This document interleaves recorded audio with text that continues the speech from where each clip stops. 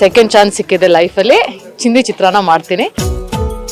1 to 1 audition ಇರುತ್ತೆ, ಬರಬೇಕು ಅಂತ. ನನಗೂ ಕ್ಲಾರಿಟಿ ಇರಲಿಲ್ಲ ನಾನು ಚೆನ್ನಾಗಿ ಮಾಡಿದ್ನಾ ಇಲ್ವಾ ಏನು ಅಂತ. ಹಿನ್ನೆಲೆ ಬಗ್ಗೆ ಸ್ವಲ್ಪ ನಮ್ಮ ನ್ಯಾಷನಲ್ ಟಿವಿ ವೀಕ್ಷಕರಿಗೆ ಹೇಳಬೇಕು ನೀವು. ವೆರಿ ಆರ್ಡಿನರಿ ಕೊಡಗಿನ ಹುಡುಗಿ. ನಾನು ಇರೋದು ಹಾಗೇನೆ, ಸ್ವಲ್ಪ ತುಂಬಾನೇ ಚೇರ್ಫುಲ್, ಬಬ್ಲಿ. ಮೋಕ್ಷ ಅವರಿಗೆ ಕನ್ನಡ ಅಂದ ತಕ್ಷಣ ಮೊದಲು ಏನು ಜ್ಞಾಪಕ ಬರುತ್ತೆ? ಕನ್ನಡ ಇಸ್ ಡಾಲಿ ಧನಂಜಯ ಅವ್ರ ಜೊತೆಗೆ ವರ್ಕ್ ಮಾಡಿದ ಅನುಭವ ಹೇಗಿತ್ತು ಅಂತ. ಸುಪಾರಿ ಕೋಟಿ ಅನ್ನುವಂಥದ್ದು ಆಕ್ಚುಲಿ ಒಬ್ಬ ಕಾಮನ್ ಮ್ಯಾನ್ ಸಿನಿಮಾ.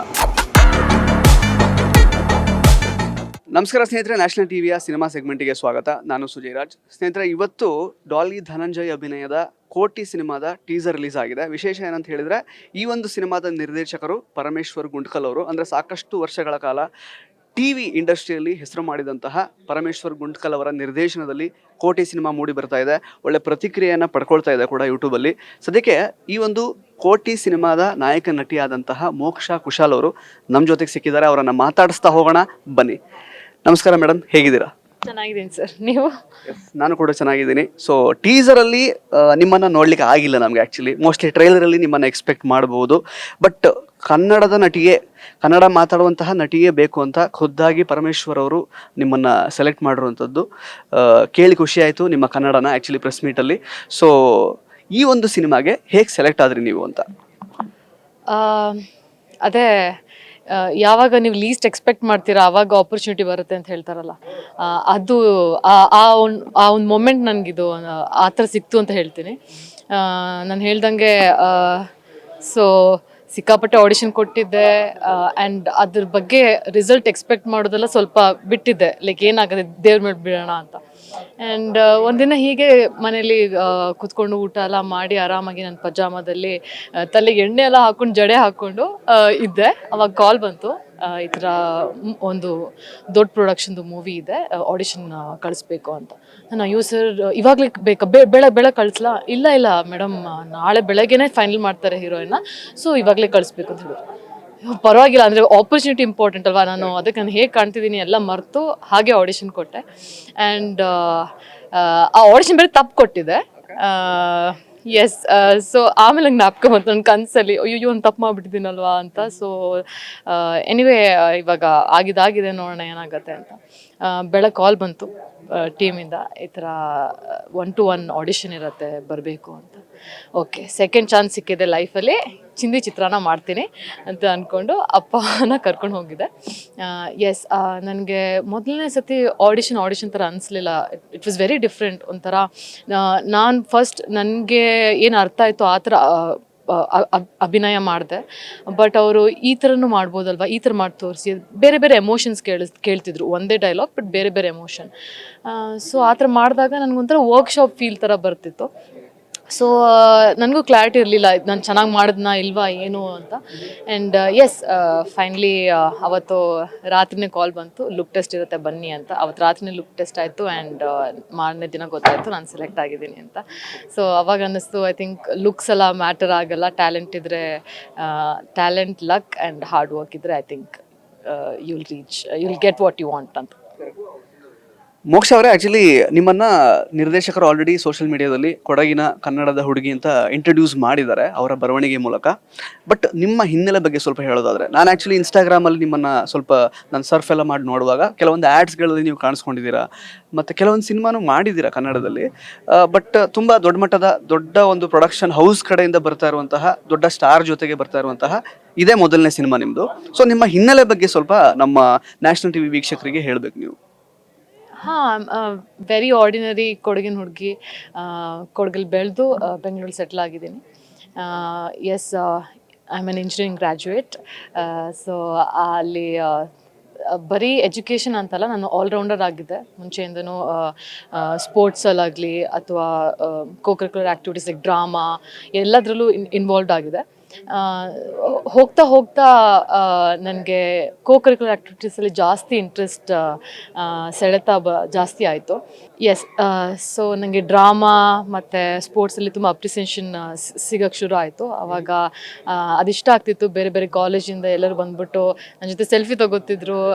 ಸೊ ಆವಾಗಲೇ ನಂಗೆ ಒಂಥರ ಸೆಲೆಬ್ರಿಟಿ ಫೀಲಿಂಗ್ ಬರ್ತಿತ್ತು. And I felt after engineering ನನಗೆ ಈ ಥರ ಇನ್ನೂ ಹೆಚ್ಚು ಬೆಳಿಬೇಕು, ಇನ್ನೂ ಜಾಸ್ತಿ ಜನರಿಗೆ ರೀಚ್ ಆಗಬೇಕು ಅಂತ ಎಲ್ಲೋ ಒಂದು ಕಡೆ ಆಸೆ ಶುರುವಾಗಿ ಆವಾಗ ನಂಗೆ ಅನ್ನಿಸ್ತು, ಐ ಥಿಂಕ್ ನಾನೊಬ್ಬ ಆ್ಯಕ್ಟರ್ ಆದರೆ ನಾನು ಈ ಒಂದು ಜನರನ್ನ ಮೆಚ್ಚಿಸ್ಬೋದು ಇನ್ನು ಅಂತ ಅನಿಸಿ I think I became an actor. ಇನ್ನು ಡಾಲಿ ಧನಂಜಯ್ ಅವರಿಗೆ ನಟ ರಾಕ್ಷಸ ಅನ್ನುವಂತಹ ಬಿರುದಿದೆ. ಸೊ ಅವ್ರ ಎದುರಿಗೆ ಅವ್ರ ಜೊತೆಗೆ ನಾಯಕ ನಟಿಯಾಗಿ ಕಾಣಿಸ್ಕೊಳ್ಬೇಕು ಅಂತಂದ್ರೆ ಡೆಫಿನೆಟ್ಲಿ ತುಂಬಾ ಒಳ್ಳೆ ಆಕ್ಟಿಂಗ್ಗೆ ಬರಬೇಕಾಗತ್ತೆ. ಸೊ ನೀವು ಆಕ್ಟಿಂಗ್ ರಿಲೇಟೆಡ್ ಆಗಿ ಏನೆಲ್ಲ ಪ್ರಿಪರೇಷನ್ಸ್ ಅನ್ನ ಮಾಡ್ಕೊಂಡು ಬಂದಿರಾ? ಥಿಯೇಟರ್ಸ್ ಮಾಡಿದ್ದೀರಾ ಅಥವಾ ಏನು ಆಕ್ಟಿಂಗ್ ಸ್ಕೂಲ್ಗೆ ಹೋಗಿದ್ರಾ ಹೇಗೆ ಅಂತ? ಸರ್, ನನಗೆ ಆ್ಯಕ್ಟಿಂಗ್ ಸ್ಕೂಲ್ಗೆ ಹೋಗಬೇಕಿತ್ತು. ಬಟ್ ನನ್ನ ಮನೇಲಿ ಇನಿಷಿಯಲಿ ಅಷ್ಟು ಸಪೋರ್ಟಿವ್ ಇರಲಿಲ್ಲ. So of course struggling actor, no money. So ನನಗೆ ಆ ಕಾರಣದಿಂದ ಹೋಗೋಕ್ಕಾಗಲಿಲ್ಲ, ಥಿಯೇಟ್ರ್ ಮಾಡೋಕ್ಕಾಗಲಿಲ್ಲ. ಬಟ್ ಎಸ್, ಶಾರ್ಟ್ ಫಿಲ್ಮ್ಸ್ ಎಲ್ಲ ಮಾಡ್ತಿದ್ದೆ. ಲೈಕ್ ಫ್ರೀ ಕೆಲಸ ಮಾಡಿದ್ದೀನಿ ಶಾರ್ಟ್ ಫಿಲ್ಮ್ಸಲ್ಲಿ, ಎಕ್ಸ್ಪೀರಿಯನ್ಸ್ಗೋಸ್ಕರ, ಕಲಿಯೋಕ್ಕೋಸ್ಕರ. ಸೊ ಆ ಥರ ಮಾಡ್ತಾ ಮಾಡ್ತಾ ಫೀಚರ್ ಫಿಲ್ಮ್ ಮಾಡಿದೆ. ಸೊ ಐ ಥಿಂಕ್ ಥ್ರೂ ಎಕ್ಸ್ಪೀರಿಯನ್ಸೇ ನನಗೆ ತುಂಬ ಟೀಚ್ ಮಾಡಿದೆ, ನಾನು ಕಲ್ತಿದ್ದೀನಿ ಅದರಲ್ಲೇ ಅಂತ ನನಗೆ ಅನಿಸುತ್ತೆ. ಬಟ್ ಎಸ್, ತುಂಬಾ ಸಿನಿಮಾ ನೋಡ್ತೀನಿ ಆ್ಯಂಡ್ ಎಲ್ಲರಿಂದ ಏನೇನು ಗುಡ್ ಕ್ವಾಲಿಟೀಸ್ ಇದೆ ತುಂಬ ಅಬ್ಸರ್ವ್ ಮಾಡ್ತೀನಿ ನಾನು, ಪ್ರತಿಯೊಬ್ಬರೂ ಮಾತಾಡುವಾಗ ಅಥವಾ ಬಾಡಿ ಲ್ಯಾಂಗ್ವೇಜ್ ಆಗಲಿ. ಸೊ ಅದರಿಂದ ತುಂಬ ಕಲ್ತಿದ್ದೀನಿ ಅಂತ ನಂಗೆ ಅನಿಸುತ್ತೆ. ರಿಯಲ್ ಲೈಫ್ ನಂಗೆ ತುಂಬ ಕಲಿಸಿದೆ ಆ್ಯಸ್ ಅನ್ ಆ್ಯಕ್ಟರ್ ಅಂತ ನನ್ಗೆ ಅನಿಸುತ್ತೆ ಸರ್. ಆಕ್ಚುಲಿ ಇನ್ನು ಡಾಲಿ ಧನಂಜಯ್ ಅವ್ರ ಜೊತೆಗೆ ಆಗಿರ್ಬೋದು ಅಥವಾ ಇಡೀ ತಂಡದ ಜೊತೆಗೆ ಕೆಲಸ ಮಾಡಿದ ಅನುಭವ, ಬಿಕಾಸ್ ಆಲ್ಮೋಸ್ಟ್ 85 ಡೇಸ್ ಏನೋ ಶೂಟ್ ಆಗಿದೆ ಅಂತ ಪರಮ್ ಸರ್ ಹೇಳಿದರು. ಸೊ ಡಾಲಿ ಧನಂಜಯ್ ಅವ್ರ ಜೊತೆಗೆ ವರ್ಕ್ ಮಾಡಿದ ಅನುಭವ ಹೇಗಿತ್ತು ಅಂತ? ಸೊ ಡಾಲಿ ಅವ್ರ ಬಗ್ಗೆ ತುಂಬ ಕೇಳಿದ್ದೆ ನಾನು. ಅವ್ರ ಸಿನಿಮಾ ಕೂಡ ನೋಡಿದ್ದೆ, ನಾನು ಅವರ ದೊಡ್ಡ ಅಭಿಮಾನಿ. ಸೊ ತುಂಬಾ ಭಯ ಆಯಿತು ಸ್ಟಾರ್ಟಿಂಗ್. ಬಟ್ ವರ್ಕ್ಶಾಪಲ್ಲಿ ಮೀಟ್ ಮಾಡಿದಾಗ ನನಗೆ ಆ ಭಯ ಆ ಹ್ಯಾಂಡ್ಶೇಕಿಗೆ ಹೊರಟೋಯ್ತು.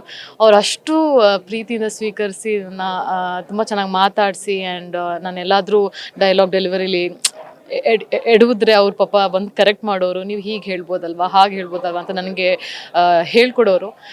ಸೊ ಅದೆಲ್ಲ ನನಗೆ ಅವ್ರ ಪರ್ಸ್ನಾಲಿಟಿ ತುಂಬಾ ಇಷ್ಟ ಆಯಿತು. ಸೊ ನನಗೆ ತುಂಬಾ ಕಂಫರ್ಟಬಲ್ ಆಗಿತ್ತು ನನ್ನ ಜರ್ನಿ, ಅವರಷ್ಟು ಸಪೋರ್ಟಿವ್ ಆಗಿದ್ದರಿಂದ.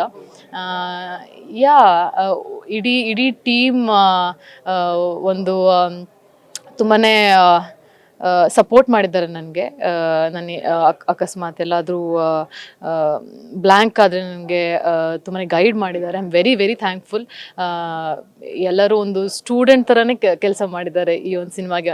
ಎಲ್ಲ ಈಗೋ ಬಿಟ್ಟು ಏನೋ ಅವ್ರು ಏನೇನು ಪಾತ್ರ ಎಲ್ಲ, ಐ ಮೀನ್ ಅವ್ರು ಈಗೋ ಬಿಟ್ಟು ಕೆಲಸ ಮಾಡಿದ್ದಾರೆ. ಸೊ ಐ ಥಿಂಕ್ ಅದರಿಂದ ಚೆನ್ನಾಗಿ ಬಂದಿದೆ ಸಿನಿಮಾ. ಈಸಿ ಆಗಿತ್ತು, ನಾನು ಕಂಫರ್ಟಬಲ್ ಆಗಿತ್ತು, ಭಯ ಇರಲಿಲ್ಲ ಪರ್ಫಾರ್ಮ್ ಮಾಡುವಾಗ ಅಥವಾ ಕ್ಯಾಮ್ರಾ ಫೇಸ್ ಮಾಡುವಾಗ. No, it was very very easy for me. So Kotee ಅನ್ನುವಂಥದ್ದು ಆ್ಯಕ್ಚುಲಿ ಒಬ್ಬ ಕಾಮನ್ ಮ್ಯಾನ್ ಸಿನಿಮಾ, ಅಂದರೆ ಕಾಮನ್ ಮ್ಯಾನ್ಗೆ ಸಂಬಂಧಪಟ್ಟಂತಹ ಒಂದು ಸಿನಿಮಾ. ಸೊ ನಿಮ್ಮ ಪಾತ್ರ ಹೇಗಿರುತ್ತೆ ಅನ್ನೋದನ್ನು ಆ್ಯಕ್ಚುಲಿ ಟೀಸರಲ್ಲಿ ಬಿಟ್ಕೊಟ್ಟಿಲ್ಲ ನಿರ್ದೇಶಕರು.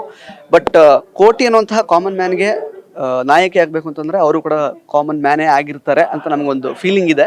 ನಿಮ್ಮ ಪಾತ್ರದ ಬಗ್ಗೆ ಜಾಸ್ತಿ ಹೇಳೋಕ್ಕಾಗದೇ ಇರ್ಬೋದು ಇವತ್ತು, ಬಟ್ ಹೆಂಗಿರ್ತಾರೆ ಸಿನಿಮಾದಲ್ಲಿ ಅಂತ ಹೇಳೋದಾದರೆ? ಸೊ ನಾನು ಈ ಚಿತ್ರದಲ್ಲಿ ನವಮಿ ಅನ್ನೋ ಒಂದು ಪಾತ್ರನ ಪ್ಲೇ ಮಾಡ್ತಿದ್ದೀನಿ. ನವಮಿ, ಸೊ ನವಮಿ ಬಂದು ಒಬ್ಬ ತುಂಬಾ ಸಿಂಪಲ್ ಗರ್ಲ್ ನೆಕ್ಸ್ಟ್ ಡೋರ್, ಒಬ್ಬ ಚಾರ್ಟರ್ಡ್ ಅಕೌಂಟೆಂಟ್, ಸಿಕ್ಕಾಪಟ್ಟೆ ಲೈವ್ಲಿ ಆ್ಯಂಡ್ ಚಿಯರ್ಫುಲ್, ಆ್ಯಕ್ಟಿವ್ ಹುಡುಗಿ. ಸೊ ಯಾ, ಐ ಥಿಂಕ್ ಇದಕ್ಕಿಂತ ಜಾಸ್ತಿನ ಹೇಳೋಕ್ಕಾಗಲ್ಲ.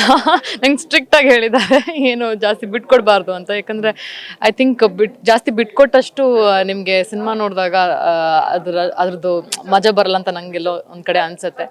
ಸೊ ಎಸ್, ನನಗಂತೂ ತುಂಬಾ ನಾನು ನಾನು ತುಂಬ ಎಂಜಾಯ್ ಮಾಡಿದೆ. ಯಾಕಂದರೆ ನಾನು ಇರೋದು ಹಾಗೆಯೇ ಸ್ವಲ್ಪ ತುಂಬಾ cheerful, bubbly and lively. So ನನಗೆ ಸ್ವಲ್ಪ ಈಸಿ ಆಯಿತು.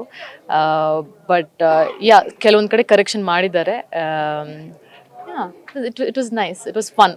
Navami is a very fun character.